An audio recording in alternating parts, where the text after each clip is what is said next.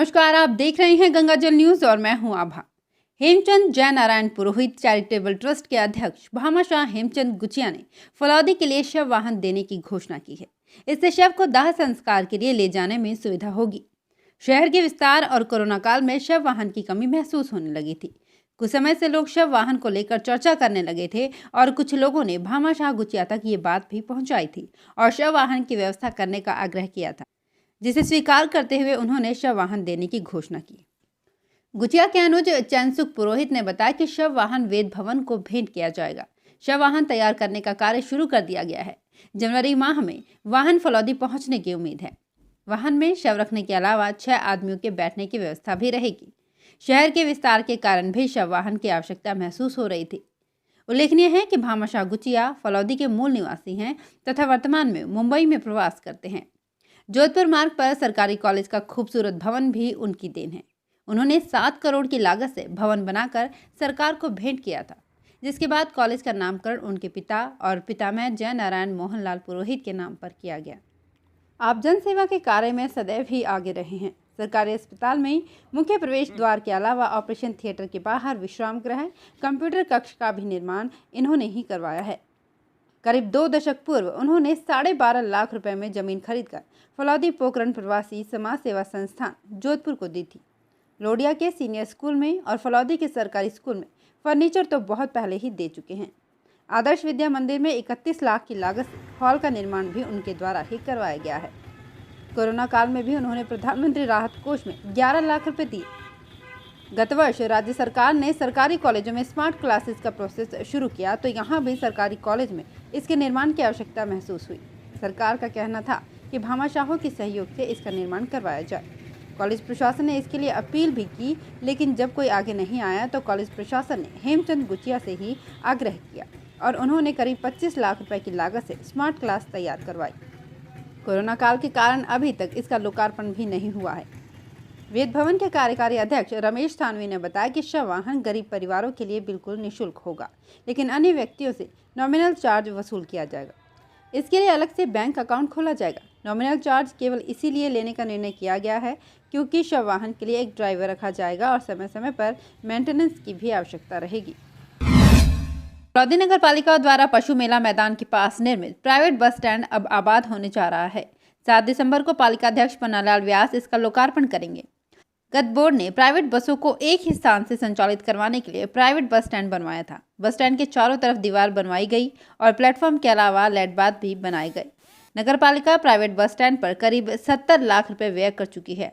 तत्कालीन पालिका अध्यक्ष कमला थानवी ने इसे शुरू करने के काफी प्रयास किए, लेकिन बस स्टैंड शिफ्ट नहीं हो पाया। बस स्टैंड की सुरक्षा के लिए पालिका ने यहाँ पर एक अस्थायी चौकीदार भी रखा हुआ है। गत बोर्ड ने इधर उधर से जाने वाली बसों को रायका बाग से चलाने की व्यवस्था की। बसें शुरू होने का एक ही स्थान निर्धारित होने पर यहां ठेले व कैबिन वालों की बाढ़ आ गई। बेतरतीब ढंग से खड़े ठेले वालों व कैबिन वालों के कारण हादसों की आशंका बनी रहती है। बसों के इस प्राइवेट बस स्टैंड में शिफ्ट होने पर ये ठेले व कैबिन भी उसके सामने स्थानांतरित हो जाएंगे।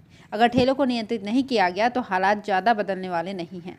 नगरपालिका अध्यक्ष पन्नालाल व्यास, कांग्रेस नेता महेश व्यास, उपाध्यक्ष सलीम नागौरी, ईओ अनिल कुमार बिश्नोई ने प्राइवेट बस स्टैंड का निरीक्षण किया और तैयारियों का जायजा लिया। इस अवसर पर पार्षद सत्यनारायण गुचिया, अरुण मेघवाल, घिसूलाल चौरडिया और दीनदयाल जोशी आदि उपस्थित रहे।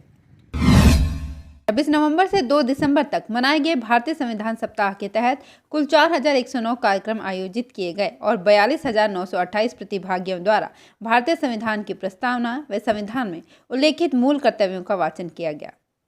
तालुका विधिक सेवा समिति के अध्यक्ष एडीजे मोहनलाल सोनी ने संविधान सप्ताह के तहत भारतीय संविधान की प्रस्तावना व संविधान में उल्लेखित मूल कर्तव्य का वाचन कार्यक्रम आयोजित करवाने के लिए एसडीएम फलौदी यशपाल आहूजा को निर्देश दिए थे। सप्ताह के तहत फलौदी, बाप, लोहावट स्थित विद्यालयों एवं अन्य कार्यालयों में कार्यक्रम आयोजित किए गए। एडीजे सोनी ने बताया कि बुधवार को वेबिनार के माध्यम से संविधान दिवस सप्ताह का समापन किया गया। कार्यक्रम में न्यायिक अधिकारी, कर्मचारी, पैनल अधिवक्तागण के अलावा फलौदी, बाप एवं लोहावट स्थित पंचायत समिति के पैरालीगल वॉलंटियर्स ने भाग लिया। इस अवसर पर बीसीएमओ की टीम द्वारा कोरोना जांच के लिए सैंपल भी लिए गए। तालुका विधिक सेवा समिति के कनिष्ठ सहायक महेंद्र सिंह राज पुरोहित ने धन्यवाद ज्ञापित किया। फलौदी शहर में गुरुवार को 4 घंटे बिजली आपूर्ति बंद रहेगी। गुरुवार सुबह जब आप गहरी नींद के आगोश में होंगे तब डिस्कॉम आपकी बिजली बंद कर देगा। डिस्कॉम जेईएन प्रेमराज जांगीड़ व एफआरटी इंचार्ज पद्माराव ने बताया कि मेला ग्राउंड स्थित 220 केवी जीएसएस के रखरखाव का कार्य किए जाने के कारण 3 दिसंबर सुबह 5:30 बजे से 9:30 बजे तक पूरे फलौदी शहर, खींचन, हाउसिंग बोर्ड कॉलोनी और आसपास के क्षेत्रों में बिजली सप्लाई बंद रहेगी। फलौदी के धर्मचंद्र सुनीता गुलेच्छा के सुपुत्र अंकित जैन ने एलएलबी तृतीय वर्ष की परीक्षा में महाविद्यालय स्तर पर प्रथम स्थान प्राप्त किया है। राजकीय विधि स्नातकोत्तर महाविद्यालय के प्राचार्य डॉक्टर अनिल कुमार कौशिक ने अंकित जैन को स्मृति चिन्ह भेंट कर सम्मानित किया। इस अवसर पर महाविद्यालय के व्याख्याता, कर्मचारी व विद्यार्थी उपस्थित थे। बीकानेर से फलौदी पहुंचने पर गणमान्य जनों ने जैन का स्वागत किया। जैन शिवमस्तु युवा जागृति मंडल के अध्यक्ष भी हैं। Rajasthan state open school Jaipur ने पंजीयन तिथि बढ़ाकर 15 दिसंबर कर दी है। निदेशक मुकेश कुमार मीणा द्वारा जारी आदेश के अनुसार ओपन स्कूल जयपुर का सत्र 2020-2021 का नवीन पंजीयन कार्य 1 अगस्त 2020 से प्रारंभ होकर अंतिम तिथि 30 नवंबर तक थी। इसमें पुरुष अभ्यर्थियों के लिए 500 रुपये विलंब शुल्क सहित थी। कोविड-19 के कारण अंतिम तिथि बढ़ाकर 15 दिसंबर 2020 तक कर दी गई है, जिसमें पुरुष अभ्यर्थी के लिए 500 रुपये विलंब शुल्क सहित है। इसके अलावा इंदिरा महिला शक्ति प्रशिक्षण व कौशल संवर्धन योजना शिक्षा सेतु के तहत सत्र 2020-21 में माध्यमिक एवं उच्च माध्यमिक पाठ्यक्रम में प्रवेश लेने वाली महिलाओं व बालिकाओं के लिए बिना विलंब शुल्क सहित आवेदन की अंतिम तारीख 15 दिसंबर है। आज के इस दौर में जहां हमारे सामने आए दिन ठगी के मामले आ रहे हैं, वहीं ग्रामीण क्षेत्र में आज भी ईमानदारी जिंदा है। इसका नज़ारा बुधवार को बाप क्षेत्र के पद्मेंत नगर में देखने को मिला, जहां पर सड़क पर गिरे एक बैग को उसके मालिक को लौटाकर पद्मेंत नगर के श्यामलाल अमरानी ने ईमानदारी का परिचय दिया। श्यामलाल ने बताया कि पद्मेंत नगर के पास बुधवार को उन्हें सड़क पर एक बैग पड़ा हुआ मिला। बैग को वर्कशॉप पर लाकर खोला तो उसमें 5 तोला सोने के आभूषण, घरेलू सामान, कपड़े और कागजात मिले। कागजात पर लिखे नंबरों से संपर्क किया तो पता चला कि ये बैग बाप के हुक्मी चंद का है, जो कि मोडकिया में एक कृषि नलकूप पर कार्य करता है। बैग मालिक से संपर्क कर उसे पद्मेंत नगर बुलाया गया। श्यामलाल ने बैग मालिक हुक्मी चंद को उसका पूरा सामान लौटाकर ईमानदारी का परिचय दिया। इस मौके पर भारतीय किसान संघ तहसील बाप अध्यक्ष हनुमान अमरानी, जगदीश रामाणी और भंवरलाल आदि ने खुशी जाहिर की। गंगाजल न्यूज़ के साथ बने रहने के लिए धन्यवाद। और अगर अभी तक आपने गंगाजल न्यूज़ को सब्सक्राइब नहीं किया है तो सब्सक्राइब कर लें, ताकि हर नई अपडेट हम आप तक पहुंचाते रहें।